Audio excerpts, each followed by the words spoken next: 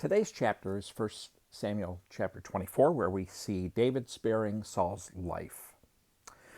When Saul returned from pursuing the Philistines, he was told David is in the wilderness near En-Gedi. So Saul took 3,000 of Israel's fit young men and went to look for David and his men in front of the rocks of the wild goats. When Saul came to the sheep pens along the road, a cave was there, and he went in to relieve himself. David and his men were staying in the recesses of the cave. So they said to him, "Look, this is the day the Lord told you about.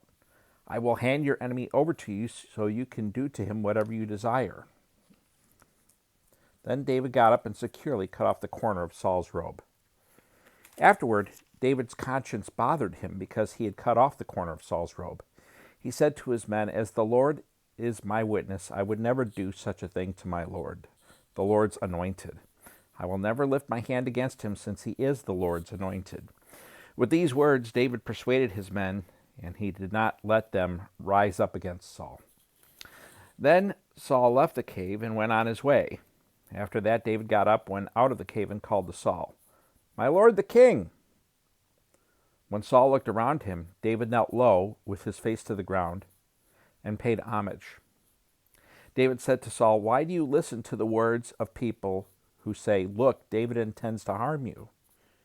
You can see with your own eyes that the Lord handed you over to me today in the cave. Someone advised me to kill you, but I took pity on you and said, 'I won't lift my hand against my Lord, since he is the Lord's anointed.' Look, my father, look at the corner of your robe in my hand, for I cut it off, but I didn't kill you. Recognize I've committed no crime or rebellion. I haven't sinned against you, even though you are hunting me down to take my life. May the Lord judge between me and you, and may the Lord take vengeance on you for me, but my hand will never be against you. As the old proverb says, wickedness comes from wicked people. My hand will never be against you. Who has the king of Israel come after? What are you chasing after? A dead dog, a single flea? May the Lord be judge and decide between you and me, and may he take notice and plead my case and deliver me from you." When David finished saying these things to him, Saul replied, "Is that your voice, David, my son?" Then Saul wept aloud and said to David, "You are more righteous than I, for you have done what is good to me, though I have done what is evil to you. You yourself have told me today what good you did for me when the Lord handed me over to you. Does he let him go on, or pardon me, you didn't kill me."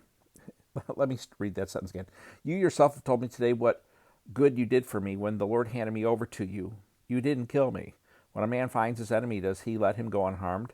May the Lord repay you with good for what you've done for me today. Now I know for certain you will be king, and the kingdom of Israel will be established in your hand.